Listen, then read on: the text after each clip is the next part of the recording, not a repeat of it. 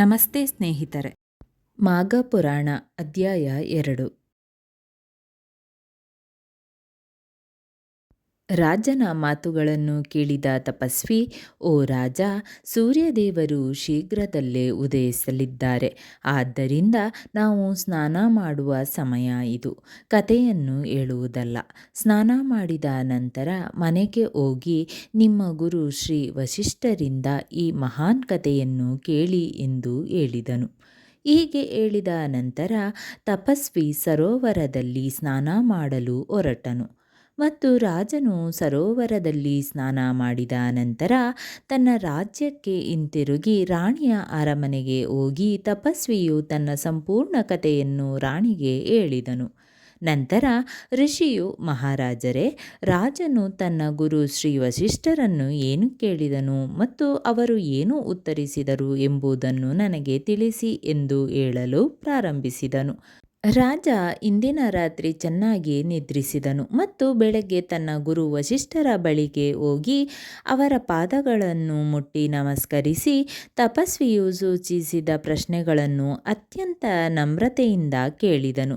ಗುರೂಜಿ, ನೀವು ನನಗೆ 4 ವರ್ಣಗಳ ನಡವಳಿಕೆ, ನಿಯಮಗಳು, ನೀತಿಗಳು, ರಾಜಕರ್ತವ್ಯಗಳು, 4 ಆಶ್ರಮಗಳು, ದಾನಗಳು ಮತ್ತು ಅವರ ಶಿಸ್ತುಗಳು, ಋಷಿಗಳು ಮತ್ತು ಅವರ ಆಚರಣೆಗಳು, ಉಪವಾಸಗಳು, ಅವರ ಪ್ರತಿಷ್ಠೆ ಮತ್ತು ವಿಷ್ಣುವಿನ ಪೂಜೆಯನ್ನು ಹಲವು ವಿಧಗಳಲ್ಲಿ ವಿವರವಾಗಿ ವಿವರಿಸಿದ್ದೀರಿ.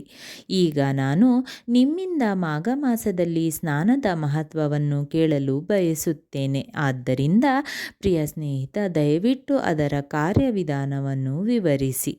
ಗುರು ವಸಿಷ್ಠರು, ಓ ರಾಜ, 2 ಲೋಕಗಳ ದಾನಿಗಳು, ಅರಣ್ಯವಾಸಿಗಳು ಮತ್ತು ಗೃಹಸ್ಥರ ಹೃದಯಗಳನ್ನು ಶುದ್ಧೀಕರಿಸುವ ಮಾಘ ಮಾಸದಲ್ಲಿ ಸ್ನಾನದ ಬಗ್ಗೆ ನೀವು ಬಹಳ ಸುಂದರವಾದ ಪ್ರಶ್ನೆಯನ್ನು ಕೇಳಿದ್ದೀರಿ ಎಂದು ಹೇಳಿದರು.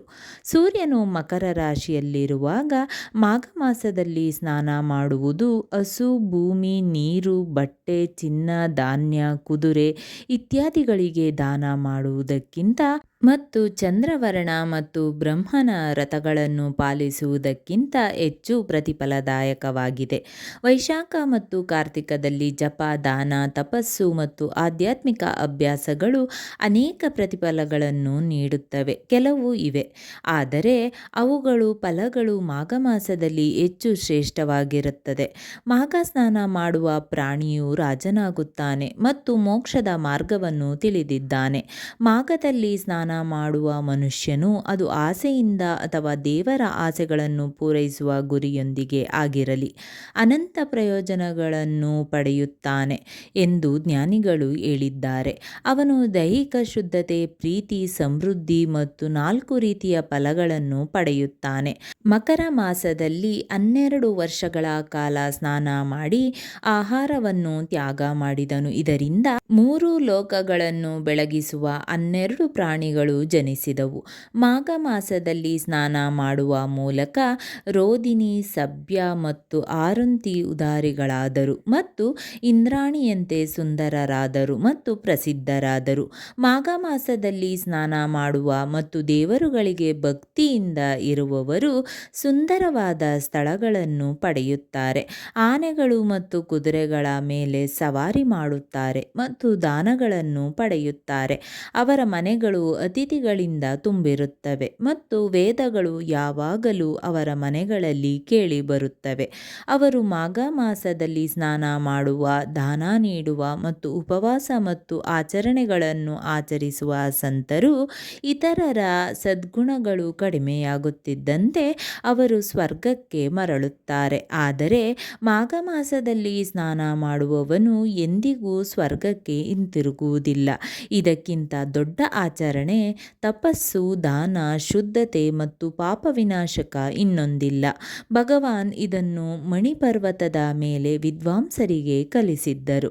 ನಂತರ ರಾಜನು, ದಯವಿಟ್ಟು ಋಷಿ ಬ್ರಾಹ್ಮಣನು ಮಣಿಪರ್ವತದ ಮೇಲೆ ವಿದ್ವಾಂಸರಿಗೆ ಯಾವಾಗ ಬೋಧಿಸಿದನೆಂದು ನನಗೆ ಹೇಳು ಎಂದು ಹೇಳಿದನು. ನಂತರ ಋಷಿಯು, ರಾಜ, ಒಮ್ಮೆ 12 ವರ್ಷಗಳ ಕಾಲ ಮಳೆಯಿಂದಾಗಿ ಎಲ್ಲ ಜನರು ದುರ್ಬಲರಾದರು ಮತ್ತು ಜಗತ್ತಿನಲ್ಲಿ ದೊಡ್ಡ ಆತಂಕ ಹರಡಿತು. ಹಿಮಾಚಲ ಮತ್ತು ವಿಂಧ್ಯಾಚಲ ಪರ್ವತಗಳ ನಡುವಿನ ಭೂಮಿಯ ಜನಸಂಖ್ಯೆ ಕಡಿಮೆಯಾದ ಕಾರಣ ಭಕ್ತಿ, ತಪಸ್ಸು ಮತ್ತು ಸ್ವಾವಲಂಬನೆ ಎಲ್ಲವೂ ಕಳೆದುಹೋಯಿತು. ಇಡೀ ಪ್ರಪಂಚವು ದುಃಖದಲ್ಲಿ ಮುಳುಗಿತು ಮತ್ತು ಜನರಿಲ್ಲದೆ ಹೋಯಿತು. ಇಡೀ ಭೂಮಿಯು ಹಣ್ಣುಗಳು ಮತ್ತು ಧಾನ್ಯಗಳಿಂದ ದೂರವಾದಾಗ ಶ್ರೀ ಭಗವಾನ್ ಋಷಿ ಸುಂದರ ಮರಗಳಿಂದ ಆವೃತವಾದ ತನ್ನ ಆಶ್ರಮದಿಂದ ಹೊರಬಂದು ತನ್ನ ಶಿಷ್ಯರಿಗೆ ಹೇಳಿದರು, ನಾವು ಅವನ ಜೊತೆ ಹಿಮಾಲಯ ಪರ್ವತಕ್ಕೆ ಹೋದೆವು. ಈ ಪರ್ವತದ ಶಿಖರ ನೀಲಿ ಬಣ್ಣದಾಗಿತ್ತು ಮತ್ತು ಕೆಳಗಿನ ಭಾಗವು ಚಿನ್ನದ ಬಣ್ಣದಾಗಿತ್ತು. ಆದ್ದರಿಂದ ಇಡೀ ಪರ್ವತವು ಹಳದಿ ಉಡುಪಿನಲ್ಲಿ ವಿಷ್ಣುವನ್ನು ಹೋಲುತ್ತದೆ.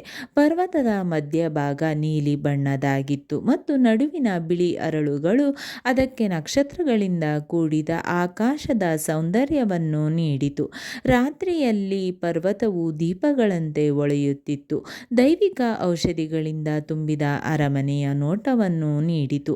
ಶಿಖರಗಳ ಮೇಲೆ ಕೊಳಲು ನುಡಿಸುವಿಕೆ ಮತ್ತು ಸರೋವರದ ಎಲೆಗಳ ಧ್ವಜಗಳು ಸುಂದರವಾದ ಹಾಡುಗಳನ್ನು ಹಾಡುವುದರೊಂದಿಗೆ ಪರ್ವತವು ಅತ್ಯಂತ ಸುಂದರವಾಗಿತ್ತು.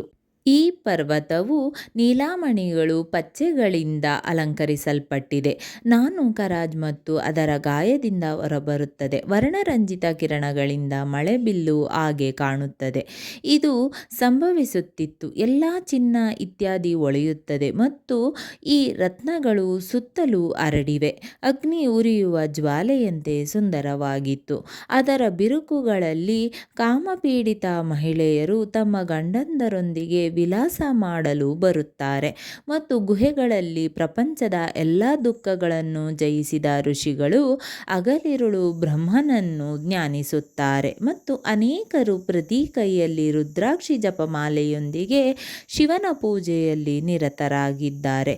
ಪರ್ವತದ ಕೆಳಭಾಗದಲ್ಲಿ ಕಾಡು ಆನೆಗಳು ಮತ್ತು ಮರಿಗಳೊಂದಿಗೆ ಆಟವಾಡುತ್ತವೆ ಮತ್ತು ಕಸ್ತೂರಿ ಜಿಂಕೆಗಳ ಹಿಂಡುಗಳು ಮೇಲಕ್ಕೆ ಮತ್ತು ಕೆಳಕ್ಕೆ ಓಡುತ್ತವೆ. ಈ ಪರ್ವತವು ಯಾವಾಗಲೂ ಕತ್ತೆಕಿರುಬಗಳು ಮತ್ತು ನವಿಲುಗಳಿಂದ ತುಂಬಿರುತ್ತದೆ. ಅದಕ್ಕಾಗಿಯೇ ಇದನ್ನು ಹೇಮಕುಂಡ ಎಂದು ಕರೆಯಲಾಗುತ್ತದೆ. ದೇವರುಗಳು, ಗುಹೆಗಳು ಮತ್ತು ಅಪ್ಸರಗಳು ಯಾವಾಗಲೂ ಇಲ್ಲಿ ವಾಸಿಸುತ್ತದೆ. ಇಲ್ಲಿಗೆ ಮಾಘಪುರಾಣ ಅಧ್ಯಾಯ 2 ಮುಕ್ತಾಯ.